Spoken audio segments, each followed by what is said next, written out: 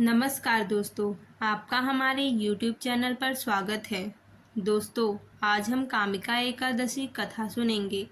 एक बार की बात है, युधिष्ठिर महाराज और भगवान श्री कृष्ण के बीच एक अत्यंत महत्वपूर्ण संवाद हो रहा था।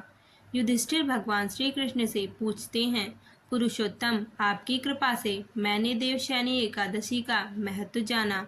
अब आप कृपया मुझे आषाढ़ मास के कृष्ण पक्ष में आने वाली एकादशी के बारे में बताएं।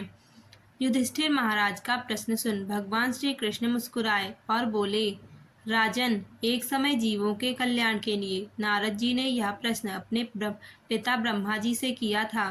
ब्रह्मा जी ने जो वर्णन किया वह मैं आपको बताता हूँ। ध्यान पूर्वक सुनिए। पितामह, क्या आप मुझे आषाढ़ मास के कृष्ण पक्ष में आने वाली एकादशी के विषय में बता सकते हैं?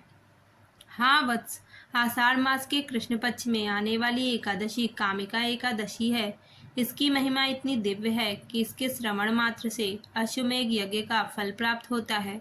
इस दिन जो व्यक्ति तुलसी दल से भगवान श्री हरि की पूजा करता है, उसे सोना और चांदी दान करने के समान फल प्राप्त होता है।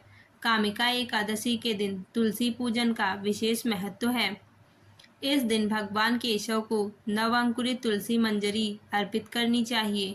जो व्यक्ति ऐसा करता है वो अपने पूर्व और वर्तमान सभी पापों से मुक्त हो जाता है। अब मैं तुम्हें कामिका एकादशी की पौराणिक कथा सुनाता हूँ।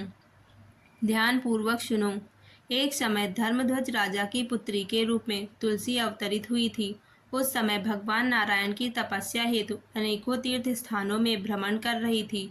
तब गंगा जी के तट पर उन्होंने भगवान श्री कृष्ण के ध्यान में मग्न गणेश जी को देखा। अत्यंत सुंदर पीताम्बरधारी, शुद्ध और ध्यान मग्न गणेश जी को देखकर तुलसी उन पर मोहित हो गई और उनसे विवाह करने की अपनी इच्छा उनके समक्ष प्रकट की। तपस्या भंग होने पर भगवान श्री गणेश बोले, हे देवी, आप कौन हैं?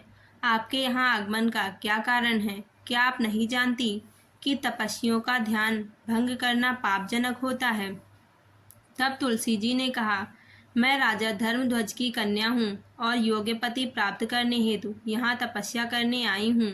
आपको देखकर मैं आपसे आकृष्ट हूँ और आपसे विवाह करना चाहती हूँ। तब गणेश जी बोले, हे देवी, मेरी आपसे विवाह करने की कोई इच्छा नहीं है। कृपा करके आप मुझसे अपना ध्यान हटाकर किसी और योग्य वर की तलाश करें। गणेश जी के ऐसे वचन सुनकर तुलसी जी को क्रोध आ गया और वो बोली, आप मुझसे विवाह नहीं करना चाहते हैं तो आपका विवाह 2 कन्याओं से होगा। ऐसा कहकर वो गणेश जी के गजमुख का उपहास करने लगी। तुलसी जी का यह रूप देखकर गणेश जी ने उनको श्राप दे दिया। हे देवी, मैं आपको श्राप देता हूँ, आप असुर पत्नी बनोगी और उसके बाद एक वृक्ष बन जाओगी। अब यह सुनकर तुलसी जी को अपनी भूल का आभास हुआ और वह गणेश जी से प्रार्थना करने लगी कि वह अपना श्राप वापस ले लें। तब गणेश जी बोले, हे देवी, तुम भगवान नारायण की प्रिय बनोगी। समस्त मनुष्यों के लिए किया गया पूजन लाभकारी रहेगा, परंतु मेरे लिए तुम हमेशा त्यागी रहोगी। इसके बाद आगे चलकर तुलसी जी शंखचूर्ण असुर की पत्नी बनी। भगवान नारायण की प्रिय तुलसी के पौधे में प्रकट हुई। आगे भगवान श्री कृष्ण कहते हैं, जो व्यक्ति कामिका एकादशी के व्रत का पालन करता है उसे संपूर्ण पृथ्वी के दान, बछड़े समेत किए गए गाय के दान के समान फल प्राप्त होता है। यह एकादशी सबसे शुद्धतम है और पापों का नाश करने में प्रबल है।